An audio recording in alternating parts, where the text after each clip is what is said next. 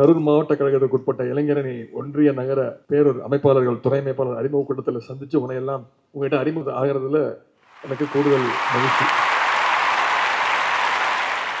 இன்னைக்கு கரூர் மாவட்டத்தில் புதிய பொறுப்புகளுக்கு வந்திருக்கக்கூடிய 235 பேருக்கும் முதல்ல என்னுடைய வாழ்த்துக்களை நான் தெரிவிச்சுக்கிறேன். கரூருக்கு எத்தனையோ முறை வந்திருக்கிறேன், எத்தனையோ பெருமைகள் இருக்கு. ஆனா கரூர்னு சொன்னா முதல்ல ஞாபகம் வருது கலைஞர் தான். ஏன்னா கலைஞர் அவர்களை முதன்முறையாக சட்டமன்றத்துக்கு தேர்ந்தெடுத்து அனுப்பியது இந்த கரூர் மாவட்டம் தான், குளித்தலை தொகுதி தான். அப்படிப்பட்ட கரூர்ல மிகச்சிறப்பான வரவேற்பை அளித்த நம்முடைய மாவட்ட கழக செயலாளர் திரு செந்தில் பாலாஜி அவர்களுக்கு மீண்டும் இந்த நேரத்தினுடைய நன்றியை நான் தெரிவிச்சுக்கிறேன். நேற்று மாலை வரும்போது வாகனத்தில் ஏறினோடனே சொன்னார், இந்த இளைஞரணி ஜோன் மாநாடு ஒன்றிய அமைப்பாளர்கள்லாம் வச்சு ஒரு மாநாடு நடத்திடணும், அது முதல்ல கோவை மண்டலத்தில் இந்த வெஸ்ட்டில் நடத்திடலாம் அப்படின்னு நேற்று சொன்னார். நான் சொன்ன தலைவர் முடிவு எடுப்பாங்க, நான் தலைவர்கிட்ட கேட்டு சொல்கிறேன் அப்படின்னு சொன்னேன். அவர் சாதாரண ஒரு சின்ன கூட்டம் நடத்தினாலே மாநாடு மாதிரி நடத்துவார் திரு செந்தில் பாலாஜி அவர்கள். உங்களுக்கே தெரியும், பேசும்போது சொன்னார், எப்படி இளைஞரணி தம்பிமார்களை எல்லாம் தேர்தல் பணியில் நான் ஈடுபடுத்திட்டு இருக்கேன் அப்படின்னு. செந்தில் பாலாஜி அவர்கள் மாதிரியே அனைத்து மாவட்ட செயலாளர்களும் இருந்துட்டாங்கன்னா எந்த பிரச்சனையுமே இல்லை. தலைவர் அவர்களே அடிக்கடி என்று சொல்லியிருக்கிறாங்க. அதை ஒரு முறையும் அதை அழுத்தம் திருத்தமாக மீண்டும் மீண்டும் நிரூபித்து காட்டுக் கொண்டிருக்கிறார் திரு செந்தில் பாலாஜி அவர்கள். அவருக்கு இந்த நேரத்தினுடைய மீண்டும் என்னுடைய நன்றி நான் தெரிவித்துக்கிறேன். நான் அடிக்கடி பலமுறை சொல்லியிருக்கிறேன், பல கூட்டங்களில் சட்டமன்ற உறுப்பினர், விளையாட்டுத்துறை அமைச்சர், சிறப்பு திட்ட செயலாக்கத்துறையினுடைய அமைச்சர், துணை முதலமைச்சர், இவ்வளவு பொறுப்புகள் இருந்தாலும் நான் என்னுடைய மனதிற்கு நெஞ்சத்திற்கு ரொம்ப ரொம்ப நெருக்கமான ஒரு பொறுப்புனா அது கழகத்துடைய அந்த இளைஞரணி செயலாளர் என்ற அந்த பொறுப்பு தான். மீண்டும் நான் இந்த நேரத்தில் சொல்லிக் கொள்ள விரும்புகின்றேன். அந்த உணர்வோடு தான் உங்களை எல்லாம் சந்திக்கிறதுக்கு நான் வந்துட்டு இருக்கேன். நம்முடைய இயக்கத்தில் 25 அணிகள் இருக்கு. எத்தனை அணிகள் இருந்தாலும் கழகத்துடைய இதயம்னு எல்லாராலையும் பாராட்டப்பட்ட ஒரு அணினா அது நம்முடைய முதன்மையான அணி இளைஞர் அணி என்பதுதான். முத்தமிழ் கலைஞர் அவர்களால் பலமுறை இயக்கத்துடைய முன்னணி அணி, முதல் அணி அப்படின்னு பாராட்டப்பட்ட அணியும் நம்முடைய இளைஞர் அணி தான். இந்த இளைஞர் அணியை பத்தி நீங்க தெரிஞ்சுக்கணும். இன்னைக்கு இந்தியாவில் எத்தனையோ இயக்கங்கள் இருக்கு, எல்லா இயக்கங்களும் இளைஞர் அணி இருக்கு. ஆனா முதல்ல இந்தியாவிலேயே ஒரு இயக்கத்திற்கு இளைஞர் அணி அப்படின்னு துவங்கப்பட்டதுன்னா அது நம்முடைய திராவிட முன்னேற்ற கழகம் தான். துவங்கினது யார் தெரியுமா? நம்முடைய தலைவர், இன்றைய முதலமைச்சர் அவர்கள், கழக தலைவர் அவர்கள் தான் இந்தியாவிலேயே முதல் முறையா இளைஞர் அணியை துவங்கினார். 1980ஆம் ஆண்டு இதே ஜூலை மாசம் தான் துவங்கினார். கிட்டத்தட்ட 45 வருஷத்துக்கு முன்பு துவங்கிற அந்த அணி இன்னைக்கும் இயக்கத்துடைய ஒரு முதல் அணியா இருக்குன்னா அதுக்கு இளைஞர் அணியினுடைய அந்த பங்கு. ஒவ்வொரு விஷயத்திலையும் களத்தில் இறங்கி வேலை செய்யறது நம்முடைய இளைஞர் அணி தான். அப்படிப்பட்ட இளைஞரணியில பொறுப்புல இருக்கிறது நமக்கெல்லாம் மிகப்பெரிய ஒரு பெருமை. அப்படிப்பட்ட பெருமை வாய்ந்த இளைஞரணியில இன்றைக்கு நீங்க பொறுப்பு வாங்கியிருக்கீங்க. ஒன்றிய நகர பேரூர் அமைப்பாளரா, துணை அமைப்பாளரா பொறுப்புக்கு வந்திருக்கிறீங்க. நீங்க எல்லாம் சாதாரண பொறுப்புக்கு வரல. நீங்க காலரை தூக்கி விட்டுட்டு சொல்லலாம், நான் ஒரு பரிந்துரையில வந்துட்டேன் அப்படின்னு யாரும் உங்களை எல்லாம் குறை சொல்ல முடியாது. ஒவ்வொருத்தரையும் பார்த்து நான் செலக்ட் பண்ணியிருக்கிறோம். மாவட்ட, ஒன்றிய, நகர பேரூர் கழக செயலாளருடைய பரிந்துரைகள் அடிப்படையிலும் மாநில துணை செயலாளர்கள் உங்களுடைய பகுதிக்கே வந்து, உங்களுடைய ஊருக்கே வந்து, மாவட்டத்திற்கே வந்து செய்த அந்த நேர்காணல், அவங்க செஞ்ச அந்த லிஸ்டின் அடிப்படையிலும் பார்த்து தான். அதே மாதிரி இங்க இருக்கக்கூடிய நிர்வாகிகள், ஏற்கனவே இந்த நிர்வாகிகள் செஞ்சிருக்கக்கூடிய பணிகள், அவங்களுடைய மினிட் புக்கு, அவங்களுடைய ஃபைல்ஸ், போட்டோஸ், அவங்க கழக குடும்பமா எல்லாத்தையும் பார்த்துட்டு எல்லாத்தையும் கவனத்தில் எடுத்துட்டு தான் இந்த நியமங்களை செஞ்சிருக்கிறோம். சக்திவேல் சொன்னார், ஒரு மாவட்டத்திற்கும் கிட்டத்தட்ட 2.5 மணி நேரம் 3 மணி நேரம் நான், உங்களுடைய மண்டல பொறுப்பாளர் பிரகாஷ் அவர்கள், உங்களுடைய மாவட்ட அமைப்பாளர் சக்திவேல், அதே மாதிரி அண்ணன் செந்தில் பாலாஜி அவருடைய தொடர்பு கொண்டு அவருடைய பரிந்துரையும் வாங்கி அன்பகம் செந்தில், இப்படி பல நாட்கள் உட்கார்ந்து தான் பார்த்து தான் செலக்ட் பண்ணியிருக்கிறோம். ஒவ்வொருத்தரையும் பிக் பண்ணியிருக்கிறோம். நீங்க எல்லாம் சிறப்பாக செயல்பட்டதுனாலையும் இன்னும் சிறப்பாக செயல்படுவீங்க அந்த நம்பிக்கையினாலும் உங்களை எல்லாம் ஃபில்டர் பண்ணி தேர்ந்தெடுக்கப்பட்டவங்க தான் நீங்க என்பதை நீங்கள் கவனத்தில் எடுத்துக்கொள்ள வேண்டும். உங்களுக்கு வழங்கப்பட்டிருக்கிறது பதவி கிடையாது, ஒரு பொறுப்பு. அதை மிக மிக பொறுப்போடு நீங்க உணர்ந்து நீங்கள் செயல்பட வேண்டும் என்று நான் கேட்டுக்கொள்கின்றேன். இளைஞரணிங்கிறது ஒரு சார்பு அணி. ஆகவே நீங்க எந்த பணிகளை செஞ்சாலும் மாவட்ட, ஒன்றிய, நகர பேரூர் கழக செயலாளருடைய கவனத்திற்கு எடுத்து சென்று அவங்களுடைய ஆலோசனையை பெற்று, அவங்களுடைய அனுமதியை பெற்று நீங்க அதை கண்டிப்பா செய்ய வேண்டும் என்று நான் கேட்டுக்கொள்கின்றேன். தலைவருடைய கட்டளை, அறிவாலயம், அன்பகம்னு கொடுக்கப்படுகின்ற அந்த பணிகளை ஒன்றிய அமைப்பாளராக இருந்தா நீங்க ஒன்றிய செயலருடைய கலந்து ஆலோசனை செஞ்சு அந்த பணிகளை மேற்கொள்ள வேண்டும். அதே மாதிரி நகர பேரூர் அமைப்பாளர், துணை அமைப்பாளர்கள் நகர பேரூர் கழக செயலாளர்கிட்ட டிஸ்கஸ் பண்ணிட்டு அந்த வேலைகளை செய்யணும்னு நான் கேட்டுக்கிறேன். நீங்க எடுத்து வைக்கின்ற ஒவ்வொரு அடியும் மிகச்சரியான அடியாக இருக்க வேண்டும். மிக பொறுப்போடு உணர வேண்டும். எந்த ஒரு சின்ன தவறுக்கும் நீங்க இடம் கொடுத்துடக்கூடாது. எதிர்கட்சிகள் காத்துக்கிட்டு இருக்காங்க, நம்ம சைடுல ஏதாவது குறை கண்டுபிடிச்சிட முடியாதா, ஏதாவது தவறை கண்டுபிடிச்சிட முடியாது காத்துக்கிட்டு இருக்கிறாங்க. அதனால நீங்க ரொம்ப கவனமா செயல்பட வேண்டும். இளைஞரணி பொறுத்த வரைக்கும் களத்துல நீங்க வேலை செஞ்சா நிச்சயம் உங்களுக்கான அங்கீகாரம் நம்முடைய தலைவர் அவர்கள் நிச்சயமாக கொடுப்பார். அதற்கு சிறந்த உதாரணம் தலைமை உரையாற்றிய நம்முடைய பிரகாஷ் அவர்கள். மாவட்ட அமைப்பாளராக இருந்தார். ஈரோடு மாவட்டத்துடைய அமைப்பாளராக சிறப்பாக பணியாற்றியவர் தான் பிரகாஷ் அவர்கள். இன்றைக்கு அவருடைய உழைப்பை பார்த்து நம்முடைய தலைவர் அவர்கள் அவருக்கு நாடாளுமன்ற தேர்தலில் போட்டுகின்ற வாய்ப்பை கொடுத்தார்.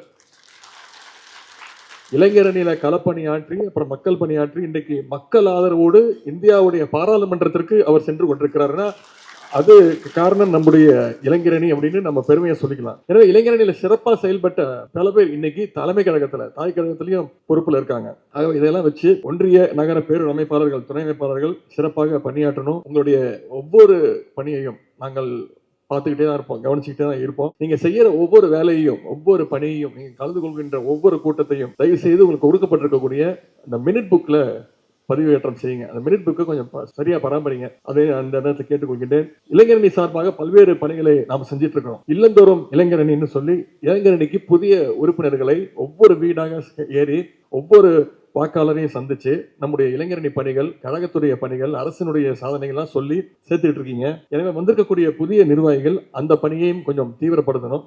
ஒவ்வொரு வீட்டுக்கும் போய் கழகத்துடைய கொள்கைகளை சாதனையை எடுத்து சொல்ல வேண்டும். இந்த கரூர் மாவட்டத்தில் கழக அரசுடைய திட்டங்கள் எந்த அளவுக்கு செயல்படுத்தப்பட்டிருக்குன்னு எடுத்து சொல்லுங்க. உதாரணத்திற்கு நம்முடைய தலைவர் அவர்கள் தேர்தல் வாக்குறுதியில சொன்ன ஒரு திட்டம், இந்த மகளிருக்கு கட்டணமில்லா பேருந்து விடியல் பயணம் திட்டம் அப்படின்னு ஒண்ணு முதல் கையெழுத்து தலைவர் தான் போட்டார். இந்த விடியல் பயண திட்டத்தின் மூலமா இந்த 4 வருஷத்துல மகளிர் எத்தனை பயணங்களை மேற்கொண்டிருக்காங்க தெரியுமா?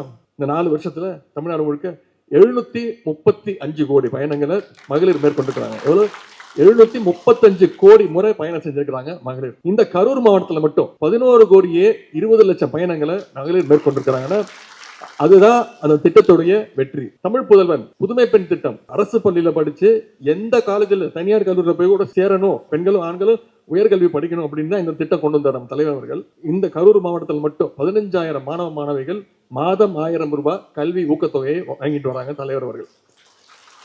அதே மாதிரி இந்தியாவிலே எந்த மாநிலத்திலும் இல்லாத திட்டம் அதுதான் முதலமைச்சருடைய காலை உணவு திட்டம்.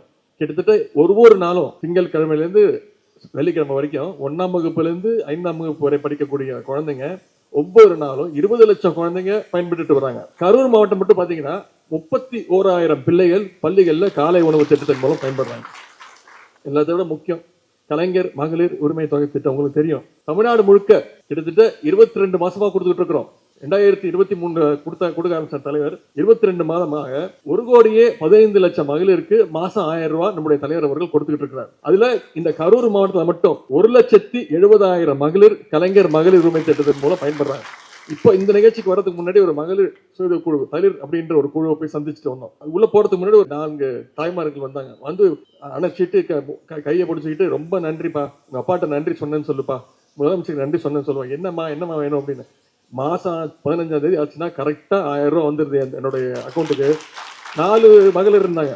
நான் கூட பயந்தேன், இந்த அம்மா சொன்னது கேட்டு அந்த அம்மா கேட்க போகுது அப்படின்னு. உனக்குமா அப்படின்னு. எங்க 4 பேருக்குமே கரெக்டா வந்துருது அப்படின்னா. என்னவா பண்றீங்க? 1000 ரூபாய் வச்சு என்னவா பண்றீங்க அப்படின்னு. நாங்க சேமிக்கிறோம், மாத்திரை மருந்து வாங்குறதுக்கு உபயோகப்படுத்துறோம். தலைவர்கிட்ட சொல்லிடுங்க, உங்க அப்பாட்ட சொல்லுங்க, இதுக்காகவே உங்க அப்பா தான் அடுத்த முதலமைச்சரா வரப்போறாரு அப்படின்னு அந்த தாய்மார்கள் வாழ்த்துனாங்க. சில பேருக்கு இந்த மகளிர் உரிமை தொகை விடுபட்டு போயிருக்கு, எங்க பேர் லிஸ்ட்ல வரல அப்படின்ற சில புகார்கள் இருந்தது. அதை சரி செய்வதற்காக இப்போ மீண்டும் நம்முடைய தலைவர் அவர்கள் அறிவிச்சிருக்கிறாங்க. வர 15ஆம் தேதியிலிருந்து அதுக்கு கேம்ப் போட போறாங்க. எனவே இந்த திட்டங்களை எல்லாம் மக்கள் கிட்ட தொடர்ந்து பேசி அதை ஞாபகப்படுத்திக்கிட்டே இருங்க. இது இல்லாம நம்முடைய தலைவர் அவர்கள் ஓரணியில் தமிழ்நாடு அப்படின்ற முக்கியமான ஒரு முன்னெடுப்பை தலைவர் அறிவிச்சிருக்காங்க. உங்களுக்கு தெரியும், இந்த முன்னெடுப்பின் கீழே கழக தொண்டர்கள் அவரவர் பூத்தில் இருக்கக்கூடிய ஒவ்வொரு குடும்பத்தையும் நேர்ல போய் சந்திச்சு அவங்க நம்முடைய கழகத்துல உறுப்பினர்களா சேர்க்கணும். அதாவது ஒவ்வொரு பூத்துல இருக்கக்கூடிய வாக்காளர்கள்ல 30% பேர் குறைஞ்சது மினிமம் டார்கெட் 30% கழகத்துல உறுப்பினர் சேர்க்கணும்னு தலைவர் அவர்கள் நமக்கு டார்கெட் கொடுத்திருக்காங்க. ஆகவே அந்த பணியில மாவட்ட ஒன்றிய நகர பேரூர் செயலாளர் வழிகாட்டுதலோடு நீங்க ஈடுபடணும். இந்த நேரத்தில் இந்த கரூர் மாவட்டத்துக்கு நான் தனியா ஒரு வாழ்த்து சொல்லணும்.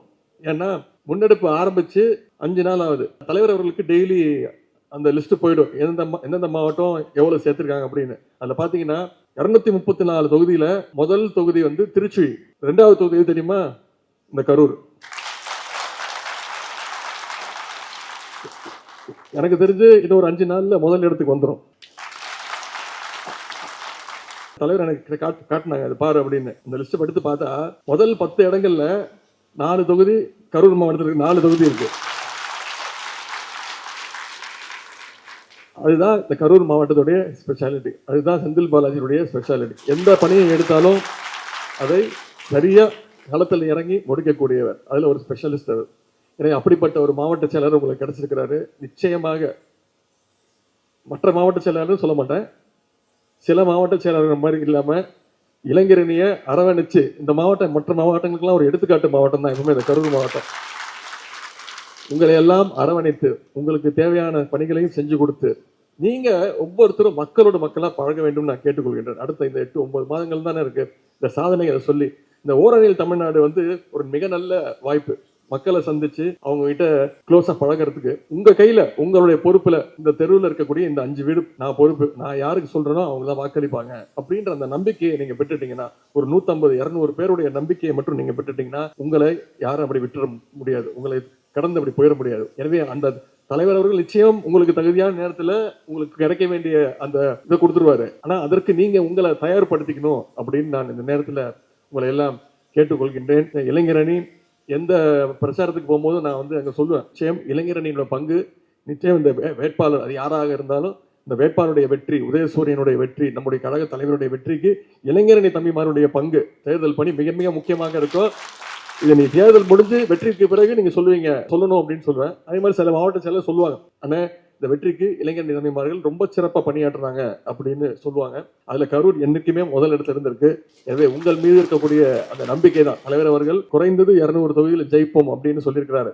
அந்த 200 தொகுதியில முதல் 4 தொகுதி இந்த கரூர் மாவட்டத்திலிருந்து வரும் அப்படின்ற அந்த நம்பிக்கையோடு மீண்டும் இந்த சிறப்பான அறிமுக கூட்டத்தை 3 நாட்களுக்கு முன்பு தான் சொன்னோம். 3 நாட்களிலே இவ்வளவு நிகழ்ச்சிகளை இவ்வளவு சிறப்பாக ஏற்பாடு செஞ்சிருக்க திரு செந்தில் பாலாஜி அவர்களுக்கு மீண்டும் என்னுடைய வாழ்த்துக்கள் தெரிவித்து, வந்திருக்கக்கூடிய இளைஞரணி தம்பிமார்கள் உங்க அத்தனை பேரையும் மீண்டும் நான் வணங்கி உங்களுக்கெல்லாம் என்னுடைய வாழ்த்துக்களை தெரிவித்து, உங்களுடைய பணி, கழக பணி, தேர்தல் பணி, மக்கள் பணி சிறப்பாக இருக்க வேண்டும். இந்த ஓரணியின் தமிழ்நாட்டில் உங்களுடைய பங்களிப்பு மிக மிக முக்கியம் என்பதை கூறிக்கொண்டு வாய்ப்புக்கு நன்றி கூறி விடைபெறுகின்றேன். நன்றி, வணக்கம்.